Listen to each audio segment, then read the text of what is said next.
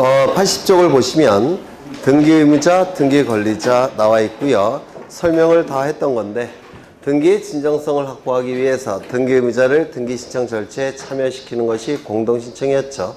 그렇죠. 하지만 단독신청에 의한 경우 있었고요. 우리가 공부를 했었죠. 그리고 예외적으로 법률의 근거 규정이 있을 때는 직권에 의한 등기도 가능하다고 했습니다.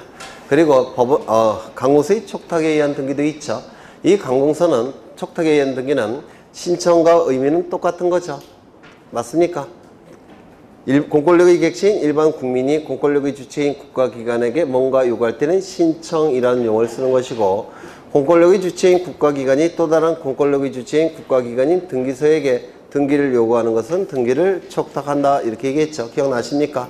의미는 같기 때문에 신청에 관한 규정은 촉탁에도 적용될 수밖에 없습니다. 맞습니까? 다만 강공서와 등기를 촉탁할 때는 등기의 진정성이 이미 확보가 됐다고 평가하기 때문에 단독 촉탁이 원칙이에요. 즉 등기의 진정성을 확보하기 위한 규정을 빼고서 나머지는 신청에 관한 규정이 촉탁에도 규정될 수밖에 없습니다. 왜? 등기를 요구한다는 점에서는 똑같기 때문에 그렇습니다. 맞습니까? 네.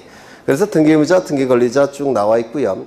여기서는 구체적인 요거 때문에 제가 요걸 넣어놓은 거예요. 요거 좀 보겠습니다. 첫 번째, 저당권 등기의 말소가 나와 있는데, 거기 원칙은 저당권 설정 등기는 공동신청의 원칙이죠. 따라서 말소도 공동신청을 통해서 말소되는 게 원칙입니다. 그렇겠죠. 그 다음에 2번과 3번이 나와 있는데, 이건 민법에서도 출제될 확률이 아주 높아요. 그것도 고급 지문으로 출제가 되는 겁니다. 민법에서도. 그래서 좀 어려우니까 지금 보겠습니다. 예전에 한번 설명드린 것, 아마 문제풀이 할 때 설명한 것 같은데요. 여기에 이러한 부동산이 있고 소유자는 갑입니다. 소유자는 갑이고요. 갑은 을로부터 돈을 빌립니다. 얼마를 빌렸느냐면 10억 원을 빌려요. 그냥 빌려주지 않을 겁니다. 담보를 요구할 거예요. 그래서 저당권 설정을 통해서 담보를 제공합니다. 이 을은 10억 원을 빌려줬으니까 10억 원의 피담보 채권이 발생했을 겁니다. 그렇겠죠? 그리고 저당권 등기까지 하면 저당권을 취득하게 될 겁니다. 이 저당권을 취득하기 위해서는 저당권 설정이 있어야 되는데, 이 저당권 설정은 먼저 저당권 설정 계약이 있어야 되겠죠. 법률행위. 그리고 난 다음에 두 번째, 저당권 설정 등기까지 이루어지게 되면 저당권이 발생을 할 겁니다. 그렇겠죠. 법률행위 플러스 등기, 물권 변동. 그런데 이 상태에서 갑은 또다시 병과 매매 계약을 체결합니다. 그리고 두 번째로 소유권 이전 등기를 해준 상태예요. 누구에게? 병에게. 얘가 선순위고 얘가 후순위가 될 겁니다. 그렇죠. 이때 이 피담보 채권이 변제가 되는 경우가 있을 겁니다. 갑이 변제할 수도 있고 병이 변제할 수도 있어요. 어떤 거냐면 이 부동산의 시가가 20억이에요. 이때 매매계약 체결할 때 병이 갑에게 10억 원만 지불했다면 채무 인수한 거죠. 변제 누가 하겠습니까? 병이. 그런데 대금이 20억이라고 한다면 채무 인수하지 않은 거죠. 그때 누가 변제하겠습니까? 갑이. 상황에 따라서 달라요. 하여튼 갑이건 병이건 변제를 했다는 겁니다. 변제가 이루어지면 이 피담보 채권은 어떻게 됩니까? 소멸. 그러면 이 저당권도 어떻게 됩니까? 소멸. 이를 뭐라 불러요? 부정성이라고 부를 겁니다. 저당권은 피담보 채권에 붙어서 끝나는 성질이 있는데 이를 부정성이라고 불러요. 그러면 이 저당권이 소멸되었다면 이 등기는 어떻게 돼야 될까요? 네? 말소를 시켜야 됩니다. 누가 말소를 요구하느냐면 이 등기는 현재 소유권자인 병의 소유권을 침해하는 등기죠. 따라서 이 병이 말소를 청구할 겁니다. 누구에게? 을에게. 맞습니까? 이 등기가 이루어짐으로 인해서 말소 등기가 이루어짐으로 인해서 을 등기의무자. 그렇죠. 그 다음에 이 등기는 병의 소유권을 침해하는 등기죠. 따라서 병은 을에게 말소 등기를 청구할 겁니다. 이 청구권은 소유권에 근거한 말소 등기 청구권 맞습니까? 맞아요? 안 맞아요? 소유권에 근거한 말소 등기를 청구하게 될 겁니다. 그러면 이제 이렇게 등기소에 가서 말소 등기를 신청하게 될 겁니다. 이 소유권에 근거한 말소 등기 청구권을 근거로 해서 우리 판례는 병은 이 말소 등기의 등기 권리자임을 인정해 줍니다. 말소 등기의 등기 권리자 병. 그렇죠. 그 다음에 우리 판례가 이 말소 등기 청구권을 근거로 해서 병이 이 말소 등기의 등기 권리자임을 인정한다면 이 갑도 말소 등기 청구권이 있다고 한다면 등기 권리자가 될 수 있겠죠. 말소 등기 청구권 있습니까? 없습니까? 네? 민법에서 하셨을 텐데 있어요? 없어요? 있죠. 뭐에 근거한 말소 등기 청구권입니까? 요 계약서에는 이런 문구가 들어갑니다. 을은 피담보 채권이 편지된 즉시 저당권 등기를 말소한다 라는 문구가 요 계약서에 있어요. 그러면 이 말소 등기 청구권은 뭐에 근거한 말소 등기 청구권이겠습니까?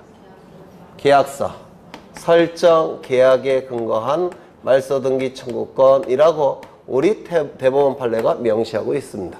설정 계약에 근거한 말소 등기 청구권이에요. 요거 이해가 되실까요? 계약서에는 변제 시 즉시 말소한다는 규정을 두고 있어요. 그러면 설정 계약에 근거해서 말소 등기 청구권 행사할 수 있을 겁니다. 이 청구권이 갑에게 인정되니까 우리 판례는 이 청구권을 근거로 해서 갑도 등기 권리자라고 부릅니다. 그래서 등기 권리자는 둘이 존재해요. 이렇게 말소 등기 청구할 수도 있고 이렇게 말소 등기를 신청할 수도 있다는 겁니다. 언제? 변제가 이루어질 때는. 이거 되셨을까요? 두 번째. 이 설정 계약이 무효 취소 해제가 되면 소급해서 무효가 되죠. 맞습니까?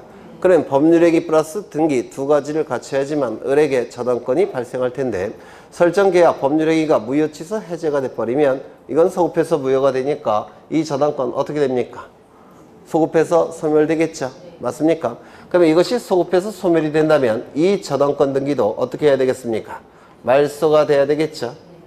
이 저당권 등기는 병의 소유권을 침해하는 등기라서 병은 소유권에 근거해서 을에게 말소 등기를 청구하게 될 겁니다. 따라서 이 말소 등기의 등기 권리자는 우리 판례가 병으로 봅니다.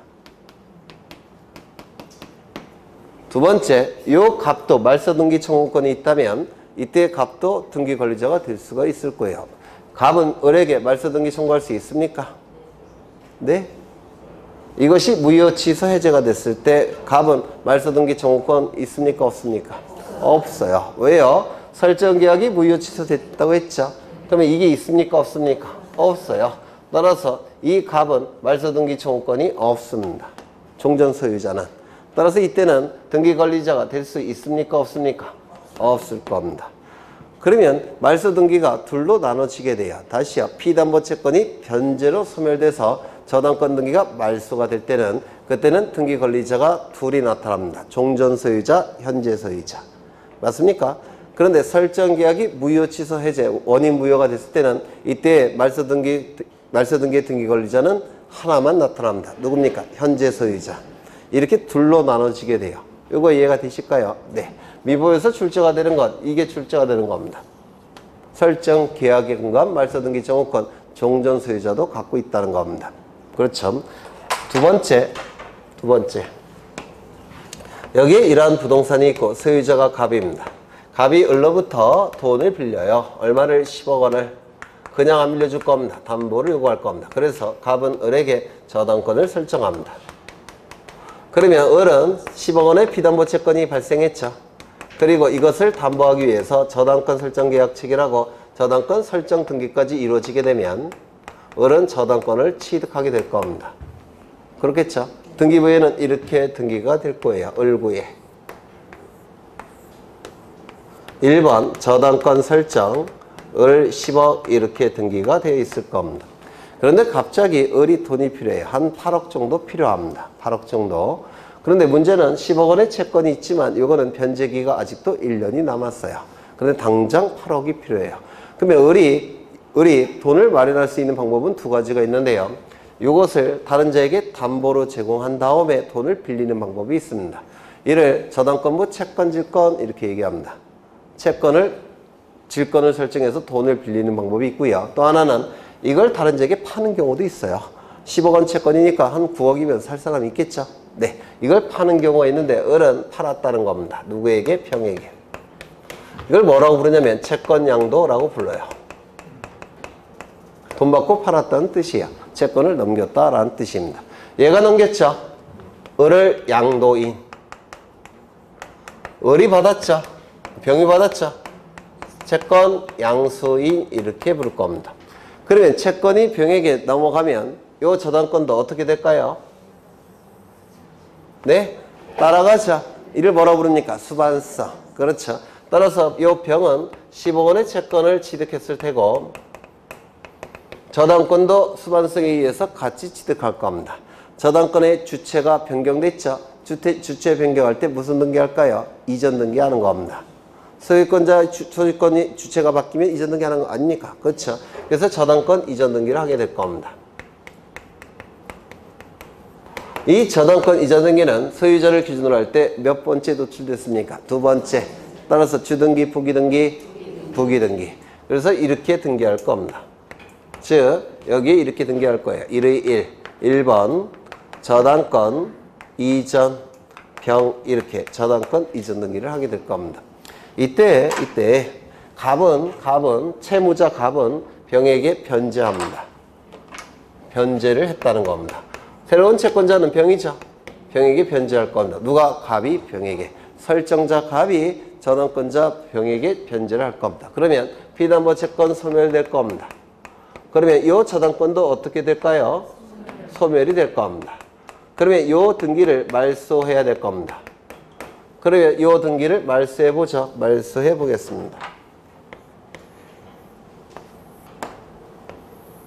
그러면 이상한 결과가 나타납니다. 이 등기가 말소가 되면 분명히 갑은 병에게 변제했죠. 그런데 이 등기를 말소하게 되면 저당권 등기가 누구에게 회복이 되느냐면 을에게 회복이 돼버려요. 이게 말소가 돼버리면 이게 지워지면 등기부에 저당권 설정 등기가 을의 이름으로 회복이 되죠. 그러면 분명히 변제했음에도 불구하고 갑은 을에게 등기부상 또 변제해야 된다고 공시가 돼버립니다. 맞습니까? 그러면 이거 말소해봤자 의미가 있겠습니까? 없게 돼요. 이거 이해가 되실까요? 그러면 이걸 말소하는 게 아니라 뭘 말소시켜야 될까요? 이거를 말소시키는 겁니다. 이거를. 주등기로 구성된 저당권 설정 등기를 말소시키는 겁니다. 이것이 말소가 돼버리면 주등기가 말소가 됐으니까 부기등기로 구성된 저당권 이전 등기는 존재할 수 있겠습니까? 없게 돼버려요. 따라서 이거는 등기관이 알아서 말소할 수가 있습니다. 주등기가 말소가 되면 부기등기는 존재할 수가 없기 때문에 그렇습니다. 이거 이해가 되실까요? 그러면 이 등기를 말소할 텐데 이 등기가 말소됨으로 인해서 이익이 발생한 자는 누굽니까? 설정자, 등기 권리자. 불이익이 발생하는 자는 누굴까요? 을일까요? 병일까요? 힌트, 을은 다 주고 떠났습니다. 다 주고 떠났고요. 그리고 이게 말소가 되면 부기등기로 구성되어 있기 때문에 이건 등기관이 직권으로 말소해버려요. 그러면 등기임자가 누가 되겠습니까? 병이 되더라는 겁니다. 우리 판례가 병으로 보고 있어요. 그래서 이렇게 얘가 등기임자가 됩니다. 그래서 이 등기관리자와 등기의무자가 이렇게 공동으로 신청하는 겁니다. 여기서 출제가 우리 등기법은 어떻게 되느냐면 등기의무자는 양도인이 아니라 양수인이라는 거. 등기의무자는 양도인이 아니라 양수인이라는 거. 설정 등기를 말소하는 게 이전 등기를 말소하는 게 아니라 설정 등기의 말소를 신청한다는 거. 그 설정 등기의 말소 신청을 공동으로 신청한다는 거. 그러면 이전 등기는 등기관이 직권으로 말소한다는 거. 이게 우리 등기법에서 출제가 되고요. 우리 민법에서 출제가 될 때는 변제를 한 다음에 갑은 말소 등기를 청구하겠죠. 말소 등기 청구의 상대방은 을입니까? 병입니까? 갑의 말소 등기 청구의 상대방은 을이에요? 병이에요? 병. 다 주고 떠났다고 했죠. 등기의무자는 병이라고 했죠. 네, 병을 상대로 말소 등기 청구권을 행사하는 겁니다. 이게 민법에서 출제된 형태고요. 그리고 굉장히 고급 지문으로 출제가 되는 겁니다. 이게 네, 꼭 기억해 두셔야 돼요.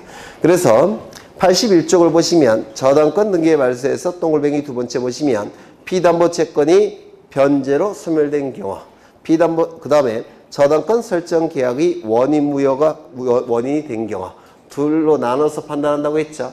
변제로 소멸되었을 때는 말소 등기의 등기 권리자는 둘. 원인 무효인 경우, 설정 계약이 원인 무효인 경우에는 등기 의무자가 하나. 누구요? 현재 소유권의 등기명의. 그렇죠. 그 다음에 3번을 보시면 저당권이 이전된 후 저당권을 말소하는 경우에 저당권의 양도에 의한 부기 등기는 기존의 저당권의 승계관계를 등기부에 명시하는 것에 불과하기 때문에 저당권의 양수인만이 등기의무자라는 거. 양도인이 아니라 누가 등기의무자라고요? 양수인이 등기의무자라는 거. 하나 더. 이전 등기를 말소 신청하는 것이 아니라 설정 등기를 말소 신청한다는 거. 그렇다면 설정 등기가 말소가 되면 이전 등기는 등기관이 직권으로 말소한다는 거. 이런 걸 좀 기억해 두셔야 돼요. 그 다음에 2번. 이거는 아까 보신 거죠. 갑이 을에게 여기 보시면 이건 간단해요. 갑이 을에게 가등기를 해줬습니다. 소유권 이전에 가등기를 해줬고요. 그 다음에 병에게 소유권 이전 등기를 해줍니다. 그러면 가등기에 의해서 본등기를 하겠죠. 그러면 본등기 시점에 을은 소유권을 취득하겠죠. 맞습니까? 네. 그러면 이 병의 등기는 어떻게 될까요? 등기관이 직권으로 말소한다고 그랬죠. 기억나셔요? 무권리자의 처분행위 직권 말소. 맞습니까? 그러면 이 병은 본등기 의무자가 될 수 있습니까? 없습니까? 없어요. 왜? 직권 말소 대상에 불과하지. 본등기 의무자는 병이 아니라 갑이라는 겁니다. 어려우신가요?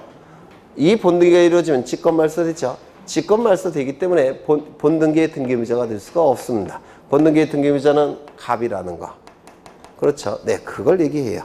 그 다음에 8번, 아니 3번. 이건 뒤에 나와요. 뒤에서 보시면 될 테고. 그 다음에 4번도 뒤에서 보시면 될 테고. 한 페이지 넘기겠습니다. 82쪽을 보시는데 82쪽. 거기 표가 있죠. 밑에서 두 번째 위로 올라가 보시면 신탁등기가 있죠. 네, 신탁등기. 거기 신탁자라고 돼 있죠. 네, 제가 원고에 이렇게 지웠는데 편집하시는 분이 이걸 없앴나 봐요. 신탁등기에 여기 신탁자 이렇게 써 있죠. 거기 지워주세요. 신탁등기는 수탁자의 단독 신청에 의한 등기라고 했죠. 네, 그래서 제가 이렇게 지웠는데 편집하실 때 이 선을 없애버린 것 같아요. 편집하시는 분이. 네. 다른 출판사 건 다 있는데. 그 다음에 거기 등기신청권, 등기청구권 구별. 뭐 이거 다 아시겠죠? 먼저 등기청구권은 등기청구권자가 등기의무자에게 청구하는 거죠. 따라서 사인에 대한 권리니까 사건. 등기신청권은 상대방에게 하는 게 아니라 등기소에 하는 거죠. 등기소는 국가기관이니까 공권. 그렇겠죠. 그 다음에 등기청구권은 공동신청의 경우에만 등기청구권이 나타나요. 그래서 등기청구권자가 상대방 등기의무자에게 그 의무를 이행할 것을 청구하게 되면 그 의무를 이행하는 것이 뭐 하는 겁니까? 등기신청하는 거예요. 그래서 공동신청의 경우에만 등기청구권, 등기의무가 나타나고요. 단독신청의 경우에는 등기의무자가 나타나지 않습니다. 그렇죠? 그 다음에 등기신청권은 단독신청, 공동신청 둘 다 가능하죠. 등기의무자가 없을 때는 단독신청, 있을 때는 공동신청. 그 다음에 등기청구권은 판결로서 강제할 수가 있어요. 그래서 등기의무자가 그 의무를 이행하지 않으면 소송을 제기해서 판결서를 받아서 강제 집행할 수 있죠. 강제 집행하는 것이 바로 판결로 등기를 신청하는 겁니다. 그런데 등기신청권은 판결로 강제 실현할 수 없습니다. 왜 그럴까요? 사적 자치 원칙 때문에 그래요. 즉 신청주의 때문에 그렇습니다. 신청이 있을 때만 등기소가 등기해 주는 거죠. 신청이 없을 때는 등기를 안 해주는 게 원칙이에요. 그래서 이거는 사적 자치 원칙상 판결로 강제 실현할 수가 없습니다. 뭐 그런 내용이고요. 이제 82쪽을 보십니다. 82쪽. 당사자에게 등기신청 의무가 있는 경우 세 가지 법에서 등기신청 의무를 부과한다고 그랬죠. 첫 번째 뭐였습니까? 부동산 등기법에서 표제부 등기는 1월 이내에 신청해야 된다고 했는데 기억나십니까? 표제부 등기. 즉 부동산 표시 변경 또는 부동산 표시 경정 등기는 1월 이내에 신청을 하게 될 겁니다. 그렇겠죠? 그런데 그 1월 이내에 신청하지 아니할 때는 어떻게 한다고 했습니까? 과태료 부과합니까? 부과하지 않는다고 했습니까? 부과하지 않는다고 했죠. 네, 오른쪽을 보시면 네, 설명을 해놨어요. 오른쪽 위에 3번에 있죠. 과태료 부과 규정을 삭제했다 이렇게 나와 있죠. 네. 그 다음에 그 2번을 한번 보실 거예요. 건물 표시 변경 등기, 멸실 등기 보시는데요. 건물의 분할은 분할과 합병을 얘기합니다. 분할과 합병. 번호, 종류, 구조의 변경, 그 다음에 건물의 멸실, 면적의 증감, 부속 건물의 신축이 있을 때는 이건 전부 다 건물의 표시사항이 바뀌는 것들이죠. 그렇죠. 바뀌는 것들이에요. 그 건물의 소유권의 등기 명의는 몇 월 이내에 신청해야 된다고요? 1월 이내에. 작년에도 출제가 됐죠. 건물 대지의 지번 변경, 대지권의 변경, 소멸이 있을 때도 이것도 표제부가 바뀌는 거죠. 이것도 1월 이내에 신청을 할 겁니다. 하지만 이거 좀 기억하시죠? 존재하지 아니하는 건물에 대한 등기가 있는 경우에는 이때도 멸실 등기를 신청해요. 이거 무슨 얘기냐면 토지가 이렇게 존재합니다. 그러면 건물이 이렇게 존재할 테고 표제부가 있을 테고 갑구가 있을 테고 을구도 존재할 겁니다. 맞습니까? 그런데 이것이 없어지게 되면 없어진 날로부터 1월 이내에 소유권의 등기 명의는 여기다가 멸실사실, 멸실원인, 멸실날짜를 기록하는 멸실 등기를 신청한다고 했습니다. 1월 이내에. 맞습니까? 1월 이내에 신청하지 않게 되면 소유자가 다를 때는 대위 신청도 가능하다고 했죠. 맞습니까? 네. 그런데 이런 경우도 있어요. 토지는 있는데 건물은 없어요. 건물은 없는데 등기부가 만들어진 상태입니다. 이렇게. 이를 건물이 부존재한다 이렇게 얘기를 합니다. 건물이 부존재한다. 그러면 이때도 이거 등기부 없어야 되겠죠. 그러면 이 표제부에 부존재 사실과 날짜를 기록하는데 이것도 멸실 등기 일종입니다. 이것도 멸실 등기 일종이에요. 그런데 이 건물이 부존재할 때 멸실 등기는 없어진 날로부터 1월 이내라는 문구를 쓸 수가 있습니까? 없습니까? 없어요. 그렇겠죠. 여기서는 없어진 날로부터 1월 이내에 신청한다는 표현이 가능하죠. 그런데 이때는 없어진 날로부터 1월 이내에 이런 표현을 쓸 수가 없어요. 이거 이해가 되십니까? 따라서 언제 신청해야 된다고요? 지체 없이. 이거 이해가 되실까요? 건물이 존재하다가 없어질 때는 1월 이내, 처음부터 부존재할 때는 지체 없이. 이거 구별하셔야 됩니다. 되셨죠? 다만 대위 신청할 때는 둘 다 1월입니다. 대위 신청할 때는 둘 다 1월이고요. 이제 그 밑에 부동산 등기 특별조치법상의 신청 의무 여기를 볼 겁니다. 부동산 등기 특별조치법상의 신청 의무를 볼 건데요. 여기서는 1번과 2번은 자주 출제가 돼요. 1번과 2번의 1번까지는 자주 출제가 되고요.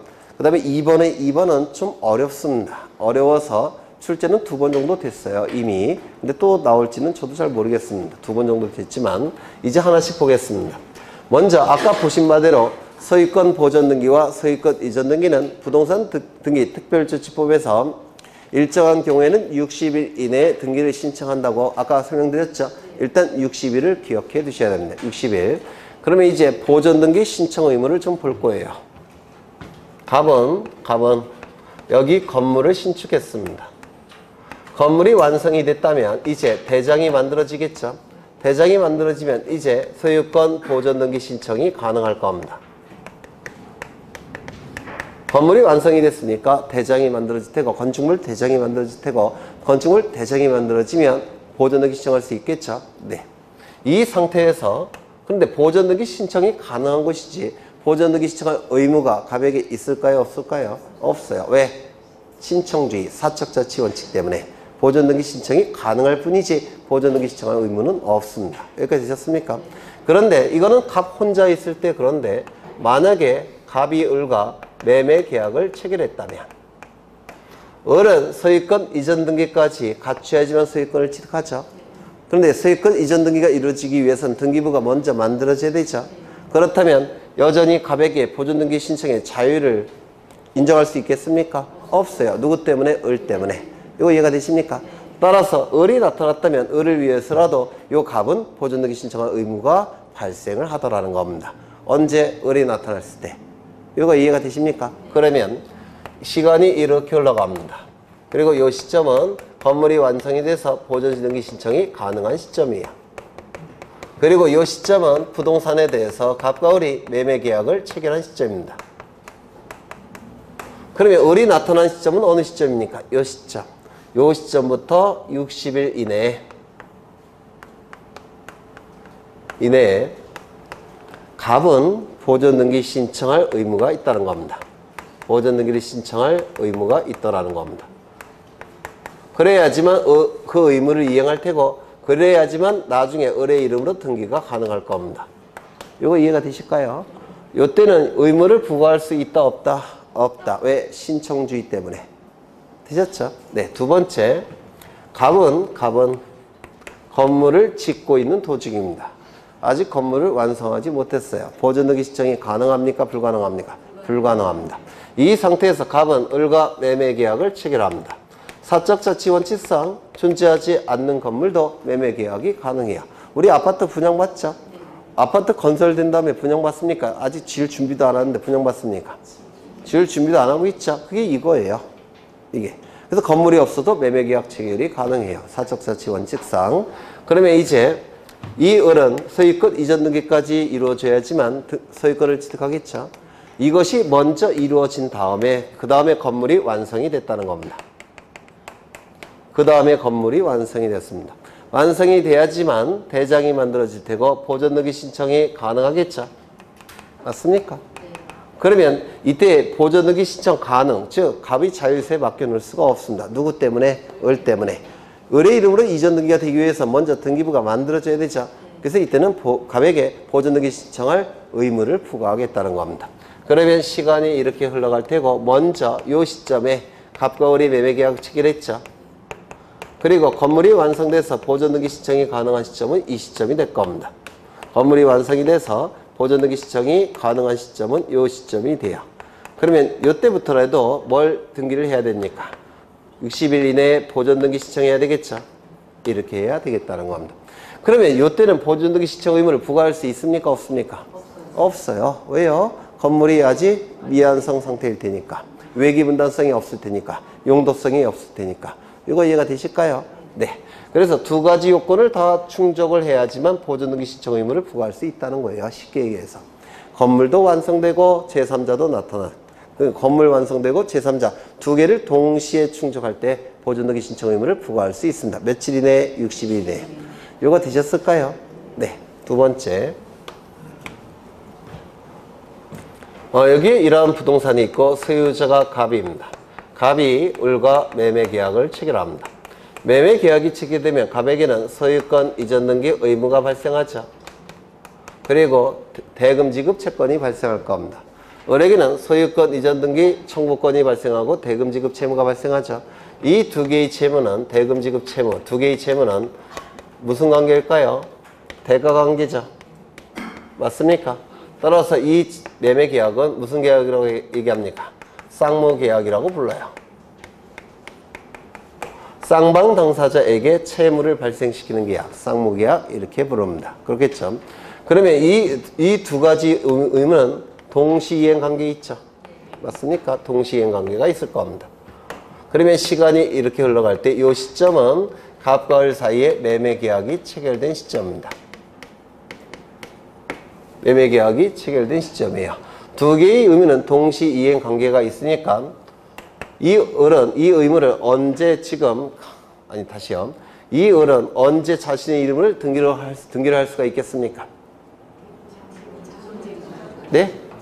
소유권 이전 등기를 신청해야 되겠죠. 각과 을은 그 의무는 언제 발생하겠습니까? 네? 반대급부의 이행이 완료되었을 때. 그렇죠. 요 의무는 지금 동시이행 관계가 있으니까 요것이 의무가 이행이 돼야지만 요것도 이행할 수 있겠죠. 이 의무를 이행하는 게 뭡니까? 등기를 신청하는 거예요. 요 의무는 뭐라고 부르냐면 반대급부라고 불러요. 반대급부의 이행이 완료된 시점, 요 시점부터 갑은 저 의무를 이행할 의무가 나타납니다. 따라서 요 시점부터 며칠 이내에 등기를 신청해야 될까요? 60일 이내에. 누구 이름으로? 을의 이름으로 소유권 이전 등기를 신청해야 됩니다. 요거 이해가 되실까요? 네, 반대급부의 이행이 완료된 날로부터 60일 이내에 동시에 등기를 신청해야 됩니다. 을이 갑에게 돈을 지급하지 않으면 갑이 등기해 주겠습니까? 안 해주겠죠? 돈을 다 지급해야지만 등기를 해줘야 될 겁니다. 돈을 다 받은 다음 날로부터 60일 이내에 이제 갑은 을에게 등기를 해줘야 된다는 겁니다. 두 번째. 여기까지는 쉬워요. 네. 매매가 아니라 증여 계약이 체결됐다는 겁니다. 그러면 갑에게는 소유권 이전 등기 의무가 발생하죠. 대금 지급 채무가 발생합니까? 발생하지 않죠. 그러면 이거는 대가적 의미가 있는 두 개의 채무가 발생하지 않죠. 이걸 뭐라고 부릅니까? 한쪽 편 당사자에게만 채무가 발생하는 계약, 편무계약 이렇게 얘기를 할 겁니다. 그러면 한쪽 편 당사자에게만 채무가 발생하니까 상대방은 반대급부가 있습니까? 없어요. 그래서 반대급부 이행이 완료된 날로부터 60일 이내에 이전 등기해야 된다. 이런 문구는 성립할 수 없겠죠. 그러면 이때는 뭐가 될 수밖에 없습니까? 이 의무가 발생한 날로부터 60일 이내에 의무를 이행해야 될 겁니다. 맞습니까? 네. 그러면 시간이 이렇게 흘러갈 테고 이 시점은 갑과 을 사이에 증여 계약이 체결된 시점입니다. 이때는 반대급부라는 말이 나올 수가 없죠. 이 의무가 발생한 날. 이 의무는 언제 발생합니까? 계약의 효력이 발생하는 시점에 의무가 발생합니다. 맞습니까? 그래서 여기는 계약의 효력이 발생한 날. 이때부터 60일 이내에 을의 이름으로 뭘 해줘야 된다고요? 소유권 이전 등기를 해줘야 되더라는 겁니다. 여기까지 되셨을까요? 되셨죠? 네. 여기까지는 쉽죠? 네, 여기까지는 쉽습니다. 하나 더. 여기 이러한 부동산이 있고 소유자가 갑입니다. 갑이 을과 매매 계약을 체결합니다. 그러면 갑은 소유권 이전 등기 의무가 발생할 테고 을은 소유권 이전 등기 청구권이 발생할 겁니다. 갑은 대금 지급 채권이 발생할 테고 을은 대금 지급 채무가 발생합니다. 이렇게 발생할 거예요. 그렇죠? 이때 이 을과 병이 매매 계약을 체결하면 을과 병이 매매 계약을 체결하면 이 을에게 뭐가 발생합니까? 소유권 이전 등기 의무가 발생할 테고 그리고 대금 지급 채권이 발생할 겁니다. 맞습니까? 이쪽은 병에게 뭐가 발생합니까? 소유권 이전 등기 청구권이 발생할 테고 그리고 대금 지급 채무가 발생할 겁니다. 맞나요? 맞죠? 이때 이 의무는 누구에 대한 의무입니까? 을. 요거는요. 을. 요거는 가. 그 다음에 요거는 가. 계약의 당사자 사이에 발생할 겁니다. 그렇겠죠? 이것도 마찬가지겠죠? 요거는 병. 요것도 병. 여기든 을. 요것도 을이 될 겁니다. 계약의 당사자 사이에 발생을 합니다. 맞습니까? 그렇죠. 그런데 이런 것도 있어요.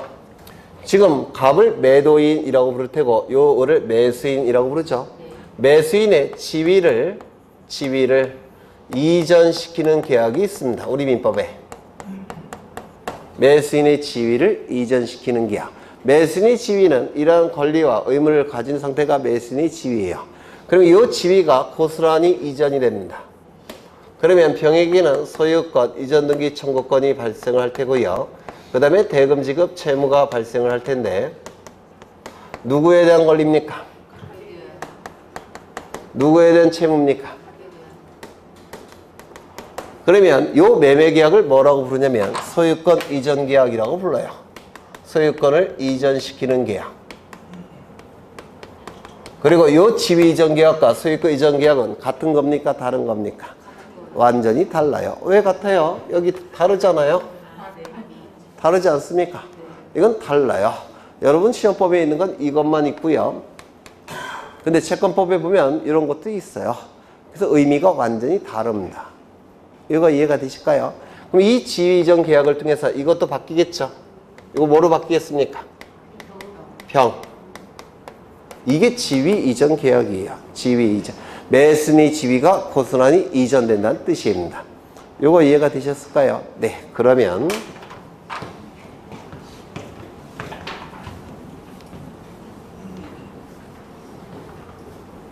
저게 이해가 되시면 다 된 거예요. 시간이 이렇게 흘러갑니다. 시간이 이렇게 흘러가고요.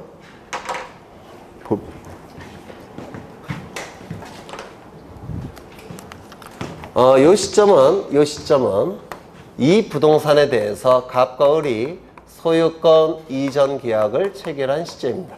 소유권 이전 계약은 대표적인 게 두 가지가 있는데 매매, 그 다음에 증여. 이것은 쌍무, 편무가 될 겁니다. 그러면 이때 소유권 이전 등기 의무가 발생하죠. 동시 이행해야 되니까. 그렇죠. 그래서 이 시점은 어느 시점이냐면 매매의 경우에는 반대급부의 이행이 완료되는 시점. 그 다음에 증여의 경우에는 계약의 효력이 발생하는 시점.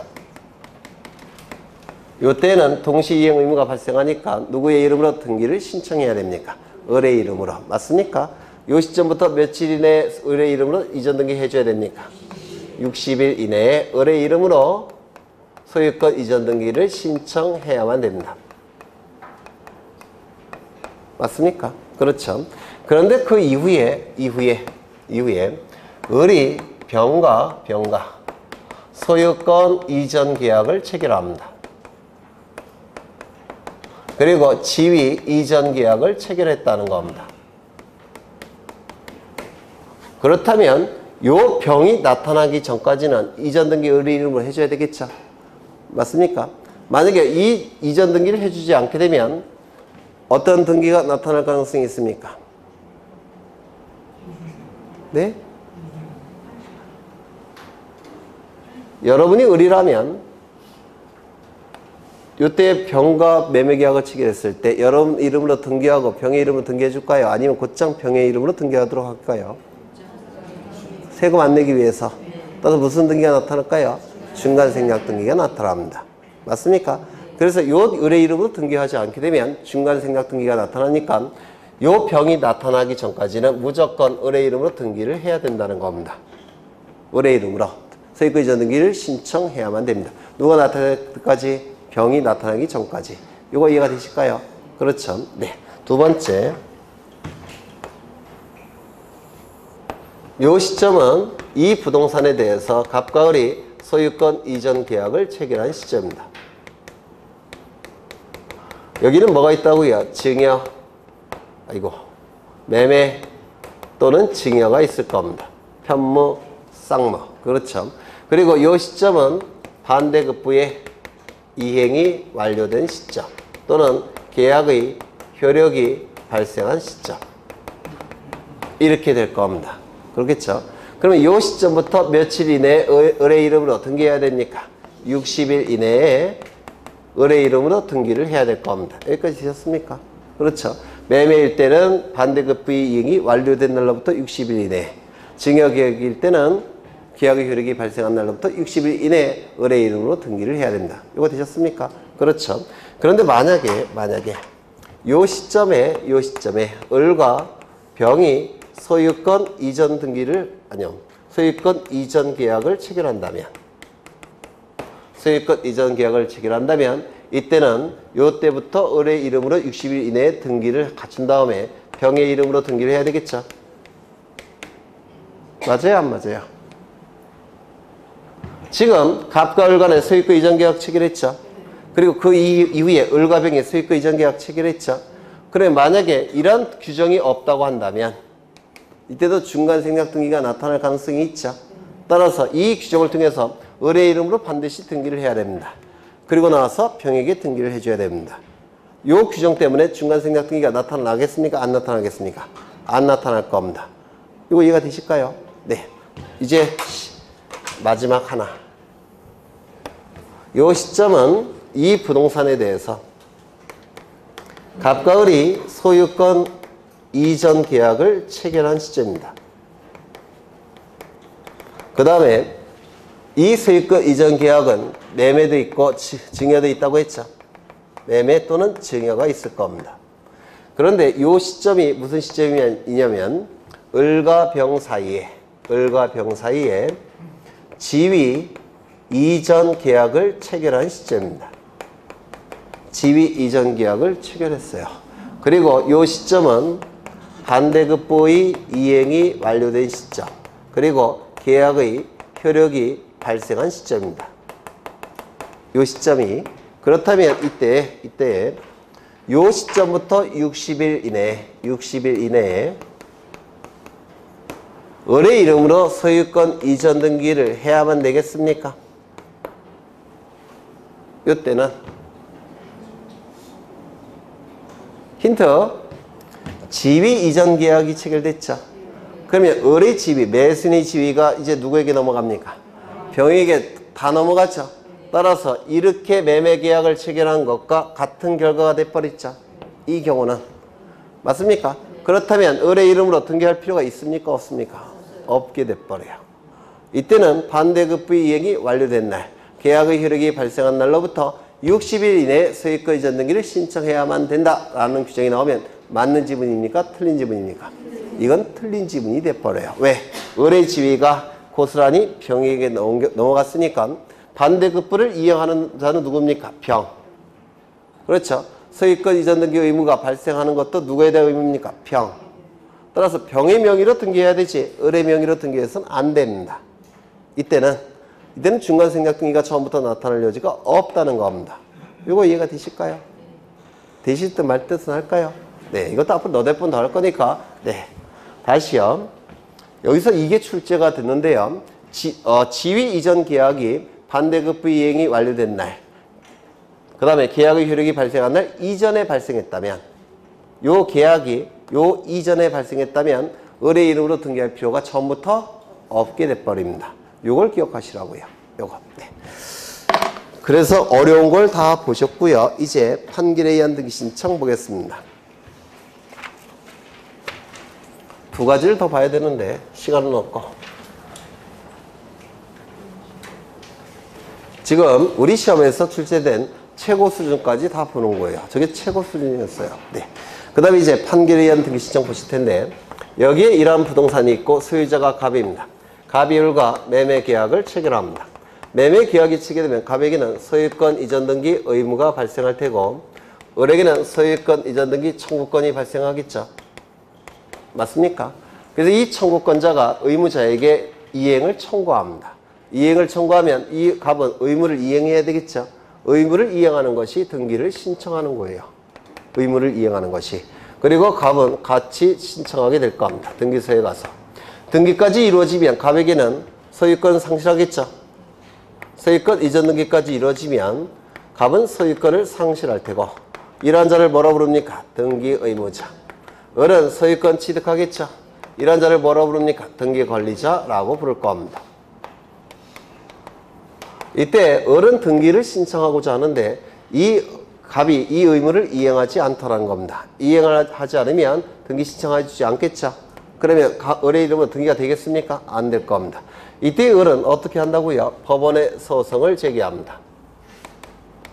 법원에 소송을 제기하면 법원에서는 을 승소 판결을 내줄 테고, 이 판결이 확정이 되면 이 을을 뭐라고 부릅니까? 승소한 등기 권리자가 되는 겁니다. 승소한 등기 권리자는 판결서라는 등기 진정성을 확보할 수 있는 자료가 있기 때문에 상대방이 신청이 없어도 단독으로 신청할 수가 있더라는 겁니다. 이건 결국은 강제 집행한 거예요. 강제 집행을 통해서 네, 소유권 뺏어온 겁니다. 이게 네. 두 번째 여기에 이러한 부동산이 있고 소유자는 갑입니다. 갑이 이거 세 번째 하는 거예요. 이것도 을과 매매 계약을 체결합니다. 그러면 이 갑에게는 소유권 이전 등기 의무가 있습니까? 있겠죠. 그리고 등기 청구권도 있습니까? 갑에게 등기 의무는 있죠. 등기 청구권 있습니까? 있어요. 소유권 이전 등기 수취 청구권이라는 등기 청구권이 있습니다. 이것도 등기 청구권의 일종이에요. 들어보셨죠? 그러면 이 을은 소유권 이전 등기 수취 의무가 있을 겁니다. 그래서 갑이 을에게 이 의무를 이행할 것을 청구하는 것이 등기 신청이에요. 왜냐하면 세금은 자꾸 갑에게 부과되니까 등기 넘겨주고 싶어요. 그래서 을 보고 이거 의무 이행하라고 자꾸 청구했는데 안 하는 경우도 있어요. 왜냐하면 채권자가 이렇게 들어가 있다면 의무 이행할까요? 안 할까요? 안 하겠죠. 그런데 갑은 세금 부과하니까 자꾸 등기를 신청하고 싶습니다. 그런데 갑은 등기를 신청하고 싶은데 채권자가 있어서 을이 등기를 신청하지 않더라는 겁니다. 즉 의무를 이행하지 않더라는 겁니다. 이때 갑은 어떻게 합니까? 법원에 소송을 제기할 테고, 법원에서는 갑 승소 판결을 내줄 테고, 이 판결이 확정이 되면 갑을 뭐라고 부릅니까? 승소한 등기의무자라고 부를 겁니다. 맞습니까? 승소한 등기의무자는 판결서라는 등기 진정성을 확보할 수 있는 자료가 있기 때문에 상대방의 신청이 없어도 단독으로 신청할 수 있다. 이렇게 얘기를 할 겁니다. 그렇겠죠? 그래서 이 승소한 등기권리자, 승소한 등기의무자는 판결서를 가지고 등기를 단독으로 신청할 수가 있는데 이 판결은 무슨 판결이라고 얘기합니까? 이행 판결이라고 얘기를 할 겁니다. 판결문을 보시면 여기 주문과 판결 이유로 판결문이 구성되어 있다고 그랬죠. 이 주문은 보통 2줄에서 3줄로 대단히 간략한데 이 주문의 끝문장이 뭐뭇을 확인한다 이렇게 끝나면 무슨 판결? 뭐뭇을 확인한다 이렇게 끝나는 경우가 있습니다. 무슨 판결? 확정 판결, 확인 판결. 갑은 소유자임을 확인한다. 을은 전세권자임을 확인한다. 병은 저당권자임을 확인한다. 무슨 판결? 확인 판결. 이 주문의 끝문장이 뭐뭇을 이행하라 이렇게 끝나는 경우가 있어요. 이 판결은 무슨 판결? 이행 판결. 이 주문의 끝문장이 뭐뭐 한다 이렇게 끝나는 경우가 있습니다. 무슨 판결? 형성 판결이라고 말씀을 드렸습니다. 감남과 을녀는 이혼한다. 형성 판결이에요. A 지점부터 B 지점까지 분할한다. 형성 판결입니다. 그렇죠? 그래서 이 판결의 종류는 이거 갖고 판단하는 거예요. 민사소송법에서. 그러면 여기서 나오는 판결은 주문의 끝문장이 뭐로 끝나겠습니까? 여기서는 갑은 소유권 이전 등기 의무를 이행하라. 무슨 판결? 이행 판결. 을은 소유권 이전 등기 수취 의무를 이행하라. 이렇게 나올 겁니다. 무슨 판결? 이행 판결. 그래서 이행 판결의 경우 승소한 등기 권리자, 승소한 등기 의무자는 판결서를 가지고 등기를 단독으로 신청할 수가 있는 겁니다. 맞습니까? 그렇죠. 네. 왜 처음 듣는 표정이죠? 이거 3번째 하는 건데. 네. 그런데 이런 경우도 있다고 했죠. 여기 보시면 이거는 여기가 도로가 이렇게 다 있는데요. 100번지 토지예요. 이 토지 등기부에는 등기가 어떻게 되어 있냐면 이렇게 등기가 되어 있습니다. 3번 소유권 이전, 공유, 그 다음에 갑 2분의 1, 을 2분의 1 이렇게 등기가 되어 있다는 겁니다. 즉 갑과 을이 2분의 1씩 공동 소유하는 토지입니다.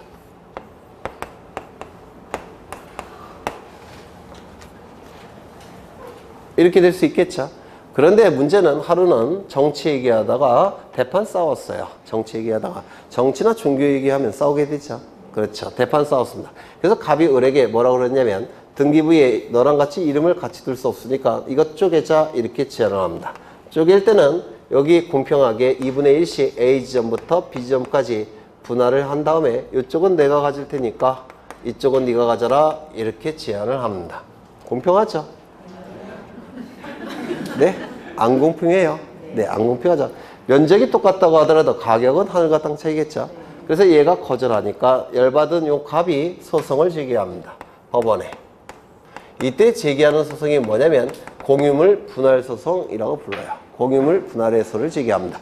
공유물 분할소를 제기했더니 소장에다가 갑이 법원에다가 소장에 이렇게 썼어요. A 지점부터 B 지점까지 분할해 주시오. 이렇게 소를 제기했다는 겁니다. 그러면 법원에서는 이렇게 분할해 줄까요? 이렇게 해주더라는 겁니다. 이렇게. C 지점부터 D 지점까지 분할한다. 그리고 이쪽은 갑 소유로 하고 이쪽은 을 소유로 한다. 이렇게 판결이 나왔다는 겁니다. 이쪽은 갑 소유로 하고 이쪽은 을 소유로 한다. 이렇게 판결이 나왔습니다. 그러면 이건 무슨 판결일까요? 형성 판결이에요. C 지점부터 D 지점까지 분할한다. 한다로 끝났죠? 자정적인 형성 판결입니다. 그러면 이때 갑을 뭐라고 부르냐면 원고라고 부르고요. 그 다음에 을을 피고라고 부르는데 이때 이 원고가 승소 판결 받았습니까? 패소 판결 받았습니까? 네? 갑이 원했던 것은 이렇게 원했죠. 근데 법원의 판결은 이렇게 나왔죠.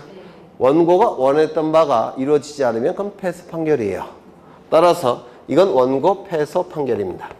그리고 피고 승소 판결입니다. 그러면 이제 이 패소 판결을 받은 이 갑은 이 법원이 인정한 이 부분에 대해서 등기 신청할 수 있을까요? 없을까요? 있더라는 겁니다. 이때 이 등기는 지분의 맞교환이에요. 공유물 분할은 지분의 맞교환이라서 지분 이전 등기를 신청하는 겁니다. 여하간 법원은 이쪽을 갑의 소유로 인정해줬죠. 패소 판결을 받았지만 이쪽은 갑이 소유예요. 지분 이전 등기 단독 신청할 수 있습니까? 있을 겁니다. 물론 을도 지분 이전 등기 신청할 수 있겠습니까? 있을 겁니다. 그렇다면 형성 판결의 일종인 공유물 분할 판결만큼은 이행 판결과 얘기가 달라집니다. 공유물 분할 판결은 이행 판결과 얘기가 달라져요. 이 이행 판결은 승소한 등기 권리자, 승소한 등기 의무자만이 판결서를 가지고 등기를 단독으로 신청할 수 있었습니다. 승소한 등기 의무자, 승소한 등기 권리자만 판결서를 가지고 단독으로 신청할 수 있었습니다. 맞습니까?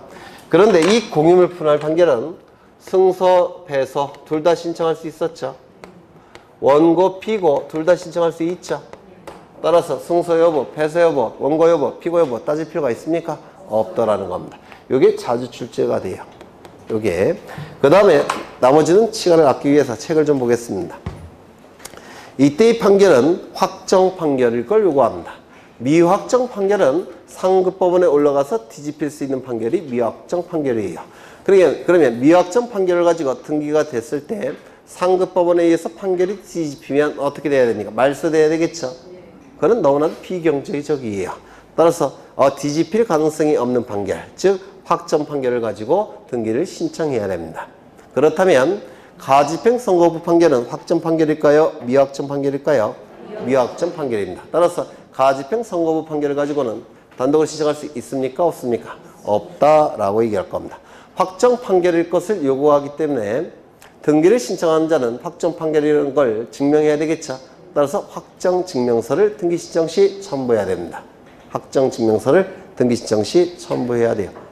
이거 이해가 되실까요? 송달 증명서를 첨부하는 게 아니라 확정 증명서를 첨부하는 겁니다. 이제 하나만 보고 오늘 끝내겠습니다. 굉장히 어려운 거 볼 건데요. 여기 이러한 부동산이 있고 소유자가 갑입니다. 을과 매매 계약을 체결합니다. 소유권 이전 등기까지 이루어지면 갑이 가진 소유권은 을의 소유권으로 바뀌겠죠. 갑을 등기 의무자, 을을 등기 권리자라고 할 겁니다. 그래서 갑과 을은 등기소에 가서 등기를 공동으로 신청하게 될 겁니다. 갑은 등기를 해주고자 하는데 을이 받아가지 않습니다. 이유를 봤더니 여기에 채권자가 존재해요. 그래서 채권자가 채무자를 대신해서 등기 신청할 수도 있습니까? 있다고 그랬죠? 네, 일정한 요건을 구비한다면 대위 신청이 가능할 겁니다. 채권자 대위 신청. 그렇죠? 그런데 갑이 A가 같이 신청하러 가자고 오니까 갑이 이렇게 얘기합니다. 갑이 뭐라고 얘기하냐면 을을 데리고 와라. 돈을 지급한 을을 데리고 와야지만 내가 해줄 테니까 A 너는 너에게는 등기를 못 해주겠다. 이렇게 얘기를 할 수도 있겠습니까? 그럴 수도 있지 않을까요? 원래 이렇게 공동 신청하는 거죠. 그런데 이렇게 대위 신청한 거죠. 그랬더니 갑이 A에게 을 데리고 와야지만 내가 등기 신청할 거 해줄 거고 네가 왔을 때는 나 등기 못 해주겠다. 말을 바꿀 수 있지 않습니까? 그렇죠. 그러면 이 A는 어떻게 해야 될까요? 법원에 소송을 제기하는 겁니다. 이를 채권자 대위 소송이라고 불러요. 그러면 판결서 A 승소 판결 나오겠죠. A 승소 판결이 나올 겁니다. 그리고 확정이 됐다라는 겁니다. 그러면 판결서가 이렇게 있을 거예요. 판결서 주문이 있을 테고 그리고 이유도 있을 겁니다. 그리고 여기 원고도 기록되어 있을 테고 A, 피고도 기록되어 있겠죠. 피고는 누굽니까? 갑. 이렇게 기록이 되어 있을 겁니다. 그러면 이제 이 A는 판결서를 가지고 승소한 등기 권리자로서 단독으로 신청할 수가 있습니다. 되셨나요? 이때 이 판결서를 가지고 을도 단독으로 신청할 수 있느냐? 이게 문제가 된 사안입니다. A가 받은 판결서를 가지고 등기 의무자 을이, 등기 권리자 을이 단독으로 신청할 수 있느냐? 이게 문제가 된 사안이에요. 있습니까? 없습니까? 있을 것 같아요. 이 판결의 효력은 원고, 피고에게만 있습니다. 누구에게만 있다고요? 원고, 피고. 따라서 누구만 이 판결서를 가지고 단독으로 신청할 수 있을까요? A만. 을은 단독으로 신청할 수 없게 됩니다. 그런데 요 채무자 을이 소송을 제기한 사실을 알았다면 소송에 참가해야만 됩니다. 알았다면 민사소송법에서. 그러면 참가했다면 여기에 원고에 누가 추가되는 겁니까? 을이. 알았다면 소송에 참가해야 되고 참가가 됐다면 여기 원고가 추가가 되는 겁니다. 맞습니까? 그러면 이때는 을에게도 판결력이 미치겠습니까? 미칠 겁니다. 따라서 이 판결서를 가지고 을은 단독으로 신청할 수 있게 돼버립니다. 요거 이해가 되실까요? 네. 언제 알았다면 소송 참가해야 되고 참가되면 원고가 되니까 네. 이때는 단독 신청이 가능해요. 그러면 어디를 보시냐면 85쪽을 보십니다. 채권자 병이 채무자 을의 제3채무자에 다시요. 채권자인 병이 채무자 을의 제3채무자의 제3채무자가 여기 A라고 하지 않고 병이라고 한 거죠. 네, 이러면 이해가 쉬울 텐데. 네. 다시요. 채권자인 병이 채무자 을의 제3채무자 갑에 대한 소유권 이전 등기 청구권에 대하여 채권자 대위권에 의한 소송을 제기한 사실을 채무자가 알았다면, 이거 기억하십니다. 알았다면. 알 수 있었다면이 아니에요. 알았다면 병이 얻은 승소 판결에 의하여 직접 자기 앞으로 소유권 이전 등기를 신청할 수 있다. 누가? 을이. 요거는 민법에서도 틀리는 문제로 낼 수 있어요. 워낙 중요한 테마라서 민법에서도 나올 수 있는 테마입니다. 틀리는 문제로. 네, 여러분이 맞히려고는 출제자도 생각 안 하실 겁니다. 네. 그래서 이거 꼭 기억하셔야 되고요. 사실 상속 등기까지 했어야 되는데 못했어요. 그러면 나중에 하면 되죠. 네, 시간 많으니까. 고생하셨고 시험은 1시간 후에 보면 되겠죠. 네, 문제를 조금 줄였어요. 등기법은 양이 좀 많아서 문제를 25문제로 줄였고요. 25문제 푸시면 돼요. 30분 동안에. 네, 이따가 뵙겠습니다. 수고하셨습니다.